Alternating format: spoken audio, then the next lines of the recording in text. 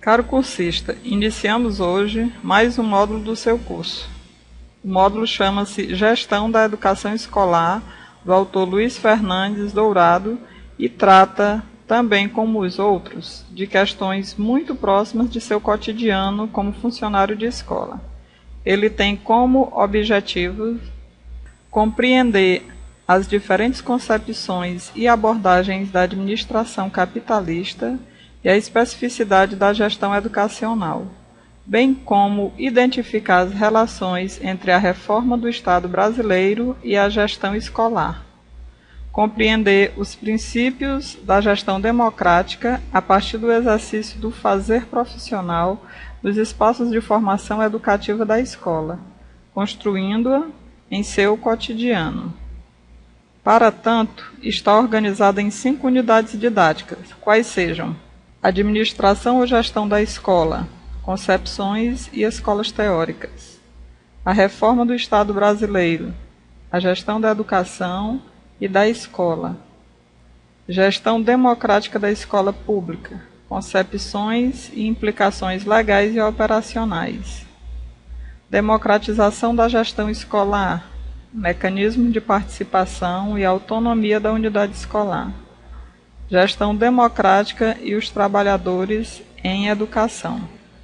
Nessa videoaula 1, trabalharemos a administração ou gestão da escola, concepções e escolas teóricas, abordando a primeira parte da unidade com as escolas de administração, tendo como objetivos conhecer as diferentes concepções teóricas e metodológicas que permeiam a administração ou gestão educacional, e também as teorias e tendências que explicam as formas de organização e funcionamento de outras instituições sociais.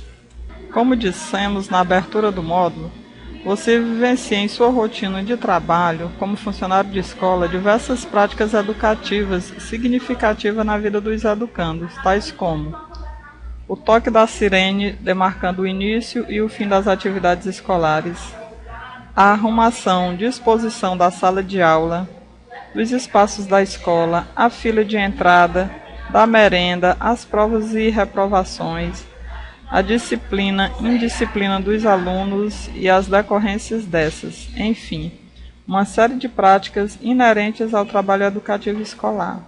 Mas você já se perguntou por que essas práticas e não outras? O que significam essas práticas e o que as orientam? Quais as concepções de educação, de escola, de gestão que as fundamentam? Nesta unidade, vamos estudar as diferentes concepções teóricas e metodológicas que permeiam a administração ou gestão educacional e também as teorias e tendências que explicam as formas de organização e funcionamento de outras instituições sociais. Abrindo nossas discussões, perguntamos: qual o seu conceito de administração? Para você, o que é administração? Pense um pouco sobre isso. Agora vejamos se seu conceito ou ideia de administração se encontra com as definições que o autor do módulo selecionou. Segundo o dicionário Aurélio, a administração é um conjunto de princípios, normas e funções que tem por fim ordenar os fatores de produção e controlar sua produtividade e eficiência para se obter determinado resultado. José do Prado Martins, em seu livro Administração Escolar, uma abordagem crítica do processo administrativo em educação, 1991, concebe a administração como processo de planejar para organizar, dirigir e controlar recursos humanos, materiais, financeiros e informacionais, visando a realização de objetivos. O que há em comum entre esses conceitos? Repare que em ambos os termos controle, produtividade e eficiência aparecem como objetivos princípios da administração e são característicos do modo de produção capitalista. E o que é o capitalismo? Você pode estar se perguntando. Segundo o autor do nosso módulo, capitalismo é um regime econômico e social caracterizado pela propriedade privada dos meios de produção e de distribuição, pela liberdade dos capitalistas para gerir seus bens no sentido da obtenção do lucro e pela influência dos detentores do capital sobre o poder político. Assim, na empresa capitalista, cujo objetivo é o acúmulo do capital, a função da administração é organizar os trabalhadores no processo de produção, com a finalidade de ter o controle das forças produtivas, visando maior produtividade e lucros. Mas, como você sabe, nem sempre as sociedades se organizaram na lógica capitalista. A administração, enquanto atividade essencialmente humana, nasceu antes de a sociedade se organizar no modelo ideal capitalista. Vitor Paro, em seu livro Administração Escolar, Introdução Crítica, compartilha essa afirmação ao defender que a administração é um fenômeno universal e defini-la como a utilização racional de recursos humanos para a realização de determinados fins. Deste modo, depreende-se que administrar é inerente ao ser humano e, como tal, a organização social se dá de acordo com a realidade de cada sociedade. Dito isto, perguntamos quais os modelos de organização os homens têm construído ao longo de suas histórias mais recentes. Vamos conhecer agora as escolas de administração que traduzem concepções políticas e formas de organização e gestão. Escola clássica ou de administração científica, escola de relações humanas, escola behaviorista, escola estruturalista, e apresentando-se como alternativa mais abrangente para a análise da administração, o enfoque cultural. Vejamos o que caracteriza cada uma dessas escolas. Escola clássica ou de administração científica. Principais representantes: Henry Fayol e Frederick Taylor. Taylor propôs novos métodos de organização racional do trabalho. Ele adaptou as linhas de montagem das fábricas de automóveis à produção em massa, buscando o aproveitamento máximo do tempo, dos recursos humanos e materiais, minimizando custos e aumentando os lucros. Ideias fundamentais na organização nessa escola. Divisão do trabalho. Quanto mais este é dividido, mais eficiente será a empresa. Agrupamento de tarefas por departamentos, obedecendo à semelhança de objetivos. Centralização das decisões. Pequeno número de subordinados por chefia, a fim de se manter o controle sobre as ações. Centrar-se nas tarefas. Os problemas de ordem pessoal não devem prejudicar o andamento das atividades.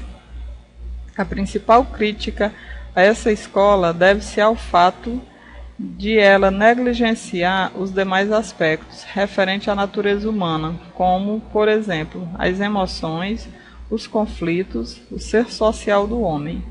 Outro ponto que merece destaque é reduzir os valores do homem apenas a princípios econômicos. Escola de Relações Humanas. Principal representante: George Elton Mayo. A partir de uma pesquisa realizada na cidade de Hawthorne, com as funcionárias, submetendo-as à execução de tarefas rotineiras em diferentes condições de trabalho, Mayo concluiu que o comportamento humano é influenciado também pelos condicionamentos sociais e pelas diferenças individuais, pois o homem, além de racional, é essencialmente social. Isto significa que os problemas sociais, políticos e econômicos influenciam seu desempenho no trabalho. Portanto, para que ele se integre de forma significativa aos objetivos da empresa, são necessários incentivos outros além do financeiro, como, por exemplo, a participação na tomada de decisões e o reconhecimento social. Escola behaviorista. Talvez esta seja uma palavra nova para você. Vamos então explicá-la. O behaviorismo, ou comportamentalismo, é um ramo da psicologia que estuda o comportamento humano. Para esta escola, os princípios administrativos da empresa podem ser empregados em qualquer tipo de organização. devendo seus problemas administrativos serem tratados com objetividade. Principais representantes: Herbert Simon, Chester Bernard, Elliot Jacques e Chris Aegis. Dado os interesses dos grupos, patrões e empregados serem antagônicos, o conflito decorrente dessas relações deve ser superado por meio da integração das necessidades individuais às da organização. Para tanto, é necessário que o administrador conheça o comportamento humano, o que motiva os trabalhadores, quais são suas necessidades. Nesse sentido, foi desenvolvida uma série de esforços no sentido de entender o mecanismo da motivação humana. Os principais estudos nessa área são de Maslow, que é a Teoria e Hierarquia das Necessidades, Herbert, Teoria dos Dois Fatores e os Estilos Administrativos, de Douglas McDougall. Assim, a organização deve ser percebida como um instrumento cooperativo racional, ou seja, o bem comum justifica a aceitação de normas e ordens na garantia da realização e satisfação dos objetivos pessoais. Escola estruturalista. Principais representantes: Max Weber, Robert K. Merton, Alvin Goldner e Amitai Etzioni. Flexibilidade, resistência à frustração, capacidade de adiar recompensas e desejo de realizações são exigências postas pelo mundo moderno ao homem na atualidade, segundo essa escola. Segundo o conflito inerente à vida social, tendo em vista as tensões e dilemas decorrentes dos diferentes interesses e necessidades dos grupos sociais, são diversos também os incentivos para o bom desenvolvimento do trabalho. Nesse sentido, esses não se limitam apenas ao incentivo de natureza econômica ou de natureza psicossocial, mas de ambos, pois elas se influenciam mutuamente. Como vimos, as concepções dessas escolas evoluem quanto às ideias e propósitos da administração e da compreensão da complexa natureza humana e de suas formas de organização social. Se na escola clássica de relações humanas há a negação do conflito e o não reconhecimento de necessidades outras do homem, além da financeira, já na escola behaviorista há a presença do conflito, embora ainda não visto de modo positivo dentro da organização, o que só vai acontecer na escola estruturalista, que o concebe não apenas como inerente à natureza humana, mas salutar para o crescimento e inovação dentro das organizações. Na próxima aula, abordaremos a especificidade da gestão escolar como um enfoque cultural e a construção da gestão democrática da escola. Até lá!